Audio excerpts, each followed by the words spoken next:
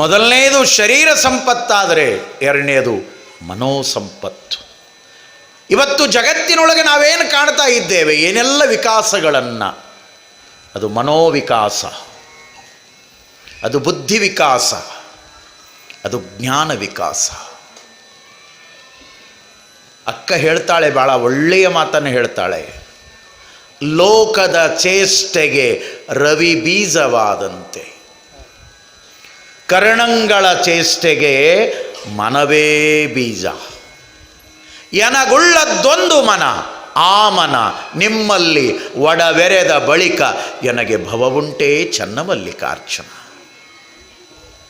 ಒಂದು ಮನಸ್ಸು ಇಷ್ಟೆಲ್ಲ ಗದ್ದಲ ಮಾಡ್ತದೆ ಜಗತ್ನ್ಯಾಗ, ಇನ್ನು ಎರಡಿದ್ದಿದ್ರೆ ಹೆಂಗಿತ್ತು? ನಿನ್ನ ಒಳಿತಿಗೂ ನಿನ್ನ ಕೆಡಕಿಗೂ ನಿನ್ನ ಮನಸ್ಸೇ ಕಾರಣ. ನಿನ್ನನ್ನು ಯತಿಯನ್ನಾಗಿ ಮಾಡುವುದು ಮನಸ್ಸು, ನಿನ್ನನ್ನು ಕೋತಿಯನ್ನಾಗಿ ಮಾಡುವುದು ಮನಸ್ಸು. ಅದು ಬಹಳ ವಿಚಿತ್ರವಾದ ಮನಸ್ಸು. ಸಿಗ್ಮಂಡ್ ಫ್ರಾಯ್ಡ್ ಹೇಳ್ತಾರೆ, ಬಹಳ ದೊಡ್ಡ ಮನೋವಿಜ್ಞಾನಿ. ಈ ಜೀವನದ ಬಗ್ಗೆ ಇಂಗ್ಲೀಷಿನಲ್ಲಿ ಅದ್ಭುತವಾದ ಕೃತಿಗಳನ್ನು ರಚನೆ ಮಾಡಿರುವಂಥ ಸಿಗ್ಮಂಡ್ ಫ್ರಾಯ್ಡ್. ಆ ಪುಣ್ಯಾತ್ಮ ಹೇಳ್ತಾನೆ, ಗಾಳಿಗಿಂತಲೂ ವೇಗವಾಗಿ ಓಡಾಡುವಂಥದ್ದು ಈ ಸೃಷ್ಟಿಯೊಳಗೆ ಯಾವುದಾದರೂ ಇದ್ರೆ ಅದು ಮನಸ್ಸು. ಗಾಳಿನೇ ಭಾಳ ವೇಗವಾಗಿ ಬೀಸ್ತದೆ ಅಂತ ನಾವು ತಿಳ್ಕೊಂಡೀವಿ. ಮನೋವಿಜ್ಞಾನಿ ಹೇಳ್ತಾನೆ, ಗಾಳಿಗಿಂತಲೂ ವೇಗವಾಗಿ ಹರಿದಾಡೋದು ಮನಸ್ಸು. ಕುಂತೀರಿ, ಆದರೆ ಯಾರ್ಯಾರ ಮನಸ್ಸು ಎಲ್ಲೆಲ್ಲಿ ಅದಾವ ಅವರಿಗೆ ಗೊತ್ತು. ಕುಂತೀರಿ, ಕುಂತವರ ಮನಸ್ಸೆಲ್ಲ ಇಲ್ಲೇ ಅದಾವಂತ ಏನು ಹೇಳಕ್ಕಾಗ್ತದೆ? ನಮ್ಮದಂತೂ ಪಕ್ಕ ನಮ್ಮ ಮನಸ್ಸು ಇಲ್ಲೇ ಅದ, ಇಲ್ಲಿದ್ರೆ ಪ್ರವಚನ ನಡೀತದೆ. ಮತ್ತು ಬಾಡಿ ಇಲ್ಲಿ ಕೂತ್ಕೊಂಡು ಮನಸ್ಸು ಕಲ್ಯಾಣ ಆಶ್ರಮಕ್ಕೆ ಹೋತು ಅಂದ್ರೆ ಮುಂದೆ ಕೆಲಸ ನಡೆಯೋದಿಲ್ಲ.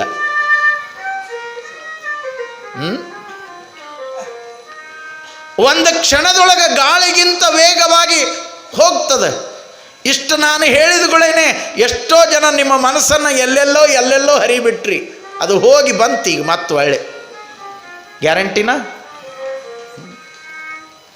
ಒಂದು ಕ್ಷಣದೊಳಗೆ ಅಮೇರಿಕಕ್ಕೆ ಹೋಗ್ತದೆ, ಒಂದು ಕ್ಷಣದೊಳಗೆ ಇಂಗ್ಲೆಂಡಿಗೆ ಹೋಗ್ತದೆ, ಒಂದು ಕ್ಷಣದೊಳಗೆ ರಷ್ಯಾಕ್ಕೆ ಹೋಗ್ತದೆ.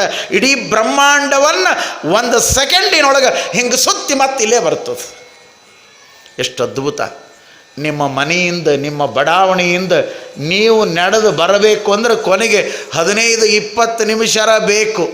ಆದರೆ ಅದನ್ನು ಬಿಡ್ರಿ, ಒಂದು ಕ್ಷಣದಾಗ ನಿಮ್ಮ ಮನೆಗೆ ಹೋಗಿ ಅಡುಗೆ ಮನೆಯಾಗ ಅಡ್ಡಾಡಿ ಏನೆಲ್ಲ ಮಾಡಿ ಮತ್ತೆ ಇಲ್ಲಿಗೆ ಬಂದಿರ್ತದೆ ಅದು. ಹೌದಲ್ಲ? ಎಷ್ಟು ವಿಚಿತ್ರ, ಎಷ್ಟು ಅದ್ಭುತ ಮನಸ್ಸು. ಆ ಮನಸ್ಸನ್ನು ಹದವಾಗಿ ಮುದವಾಗಿ ಇಟ್ಕೊಂಡು ಬಿಟ್ಟರೆ ಮನುಷ್ಯತ್ವದ ವಿಕಾಸ ಆಗಿ ಹೋಗಿಬಿಡ್ತದೆ. ಎನಗುಳ್ಳದ್ದೊಂದು ಮನ, ಆ ಮನ ನಿಮ್ಮಲ್ಲಿ ಒಡವೆರೆದ ಬಳಿಕ. ಯಾರಲ್ಲಿ? ದೇವನಲ್ಲಿ, ಪರಮಾತ್ಮನಲ್ಲಿ, ನಿನ್ನ ಅರಿವಿನ ಬೆಳಕಿನಲ್ಲಿ ಆ ಮನವನ್ನು ನೀನು ಜೋಡಿಸಿಕೊಂಡಿಯಾದರೆ ಭವವೇ ಇಲ್ಲ ಅಂತಾಳೆ ಅಕ್ಕ ಮಹಾದೇವಿ. ಎಲ್ಲ ದುಃಖಕ್ಕೆ, ಸಮಸ್ಯೆಗೆ, ಸಂಕಟಕ್ಕೆ, ನೋವಿಗೆ ನಿನ್ನ ಮನಸ್ಸೇ ಕಾರಣ, ಬೇರೆ ಯಾರು ಕಾರಣ ಅಲ್ಲ. ಸುಮ್ಮನೆ ನಾವು ಅಂತೀವಿ ಅವ್ರ ಕಾರಣ ಇವ್ರ ಕಾರಣ. ಯಾರಿಗ್ಯಾರೂ ಕಾರಣ ಅಲ್ಲ, ನಮ್ಮ ಮನಸ್ಸುಗಳೇ ನಮಗೆ ಕಾರಣ. ಒಳ್ಳೆಯದಕ್ಕೂ ಕಾರಣ, ಕೆಟ್ಟದ್ದಕ್ಕೂ ಕಾರಣ. ಅದಕ್ಕಾಗಿ ಭಗವದ್ಗೀತೆಯಲ್ಲಿ ಕೃಷ್ಣ ಅರ್ಜುನನಿಗೆ ಉಪದೇಶವನ್ನು ಮಾಡುವಾಗ ಭಾಳ ಚಲೋ ಒಂದು ಮಾತನ್ನು ಹೇಳಿದ. ಮನ ಏವ ಮನುಷ್ಯಾಣಾಂ ಕಾರಣಂ ಬಂಧಮೋಕ್ಷಯೋ. ನಿನ್ನ ಒಳಿತಿನ ಕಾರಣಕ್ಕೂ ಅದೇ ಕಾರಣ, ನಿನ್ನ ಬದುಕಿನ ದುಃಖದ ಬಂಧನಕ್ಕೂ ಅದೇ ಕಾರಣ, ಬೇರೆ ಯಾವುದೂ ಅಲ್ಲ. 64 ವಿದ್ಯೆಗಳಲ್ಲಿ ಭಾರತೀಯ ಪುರಾತನ ವಿದ್ಯೆಗಳಲ್ಲಿ ಚೋರ ವಿದ್ಯೆ, ಚಾಂಡಾಲ ವಿದ್ಯೆ ಅಂತದಾವ. ಚೋರ ವಿದ್ಯೆ ಅನ್ನೋದು ಒಂದು ವಿದ್ಯಾ, ತೊಡಗು ಮಾಡೋದು ಹೆಂಗೆ ಮಾಡಬೇಕು ಅನ್ನೋದು ಅದೊಂದು ದೊಡ್ಡ ವಿದ್ಯೆ. ಹಾಂ, ಮತ್ತು ಇದ್ದವ್ರ ಮನೆಗೆ ಬರ್ತಾರೆ, ಅವರು ಇಲ್ಲದವ್ರ ಮನೆಗೆ ಬರೋದಿಲ್ಲ. ಕಳ್ಳ ಹಿಂಗೆ ಊರು ತುಂಬ ತುಡುಗಿಗಾಗಿ ಕಳುವಿಗಾಗಿ ಬಂದು ಎಲ್ಲಿಯೂ ತುಡುಗು ಮಾಡಲಿಕ್ಕೆ ಅವಕಾಶ ಸಿಗಲಿಲ್ಲಂತ. ಇನ್ನೇನು ಹೋಗಬೇಕು, ಹೋಗೋ ಮುಂದೆ ಊರು ಹೊರಗೆ ಒಂದು ಗುಡಿಸಲ ಮುಂದೆ ಬೈಲೊಳಗೆ ಬ್ಯಾಸ್ಗಿಯೊಳಗೆ ಚಾಪಿ ಹಾಸ್ಕೊಂಡು ಮಕ್ಕಳನ್ನ ಕರ್ಕೊಂಡು ಗಂಡ ಹೆಂಡತಿ ದುಡಿಯುವಂಥವ್ರು ಮಲ್ಕೊಂಡಿದ್ರು. ಇವ ಊರೆಲ್ಲ ಸುತ್ತಿದ್ದ, ಎಲ್ಲಿ ಅವಕಾಶ ಸಿಕ್ಕಿರಲಿಲ್ಲ. ಹೇಗೆ ನೋಡುವಾಗ ಗುಡಿಸಲು, ಅದಕ್ಕೇನು ಬೀಗ ಇಲ್ಲ, ಕೀಲಿಕೈ ಇಲ್ಲ, ಏನಿಲ್ಲ.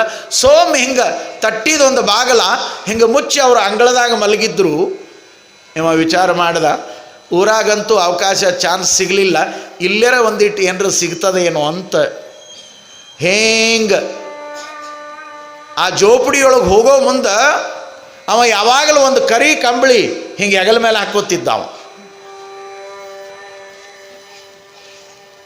ನೋಡಿ, ಕತ್ತಲದೊಳಗೆ ಕರೀದು ಹೊಚ್ಕೊಂಡು ಕಾಣಲಾರ್ದಂಗೆ ಹೋಗ್ತಾರೆ ಕಳ್ಳರು. ಅವ ಹೀಗೆ ಬಾಗಿ ಹೋಗೋ ಮುಂದೆ ಅದು ಹೆಗಲ ಮೇಲಿದ್ದ ಕರಿ ಕಂಬಳಿ ಜಾರಿ ಕೆಳಗೆ ಬಿತ್ತು. ಕಳ್ಳ ವಿಚಾರ ಮಾಡಿದ, ಬರೋ ಮುಂದೆ ತಗೊಂಡ್ರಾತು ಅಂತ ತಟ್ಟಿ ಬಾಗಲ ತೆಗೆದು ಗುಡಿಸ್ಲಾಗ ಹೊಕ್ಕೊಂಡ. ಒಳಗೆ ಹೋಗಿ ನೋಡ್ತಾನ, ಎಲ್ಲ ಮಣ್ಣಿನ ಗಡಿಗೆ, ಅಲ್ಯೂಮಿನಿಯಂ 4 ಪಾತ್ರೆಗಳು, ಒಂದಿಷ್ಟು ರೇಷನ್ ಅಕ್ಕಿ, ಉಪ್ಪು, ಖಾರ, ಬ್ಯಾಳೆ, ಒಂದೀಟು ಎಣ್ಣೆ, ಇಷ್ಟ ಇತ್ತೇ ವಿನಃ ಆ ಜೋಪುಡಿಯೊಳಗೆ ಮತ್ತೇನೂ ಇವನಿಗೆ ಕಳುವು ಮಾಡಲಿಕ್ಕೆ ವಸ್ತುಗಳೇ ಇರಲಿಲ್ಲ. ಬಂದ ದಾರಿಗೆ ಸುಂಕ ಇಲ್ಲ ಅಂತ ತಿಳ್ಕೊಂಡು ಇನ್ನೇನು ತಿರುಗಿ ಹೋಗಬೇಕು ಅಂತ ಜೋಪಡಿಯಿಂದ ಹೊರಗೆ ಬಂದ. ಕೆಳಗೆ ನೋಡಿದ, ಬಿದ್ದ ಕಂಬಳಿಯನ್ನು ತಗೋಬೇಕು ಅನ್ನೋದ್ರೊಳಗಾಗಿನೇ ಏನಾಗಿತ್ತು ಪರಿಸ್ಥಿತಿ ಅಂದ್ರೆ, ಹೊರಗೆ ಮಲಗಿದ ಹೆಣ್ಮಗಳು ಆ ಕಂಬಳಿ ತಗೊಂಡು ಹೊಚ್ಕೊಂಡು ಮಕ್ಕೊಂಡಿದ್ಲು.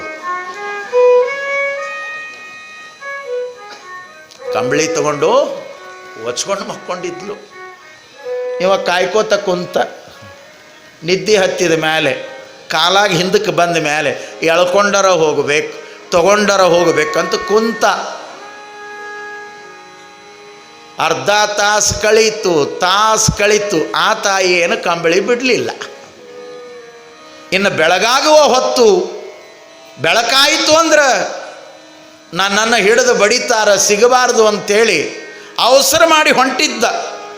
ಹೋಗೋ ಮುಂದೆ ಈ ಹೆಣ್ಮಗಳು ಎದ್ದು ಕುಂತು ಅವನಿಗೊಂದು ಮಾತು ಹೇಳ್ತಾಳೆ, ಏ ಅಣ್ಣ, ಇವತ್ತು ನಮ್ಮ ಮನೆಗೆ ಕಳುವು ಮಾಡಾಕ ಬಂದು ಕಂಬಳಿ ಕೊಟ್ಟಿದಿ, ನಾಳೆಗೆ ಏನಾದರೂ ಬಂದಿ ಅಂದ್ರೆ ಒಂದು ಜಮಖಾನ ತಗೊಂಡು ಬಾ ಅಂತ ಹೇಳಿದ್ಲಂತ. ಇದ್ದವ್ರ ಮನೆಗೆ ಹೋದ್ರೆ ಏನರ ಅನುಕೂಲ ಆದೀತೇ ವಿನಃ ಇಲ್ಲದವ್ರ ಮನೆಗೆ ಹೋದ್ರೆ ಇದ್ದದ್ದನ್ನು ಕಳ್ಕೋಬೇಕಾಕತಿ.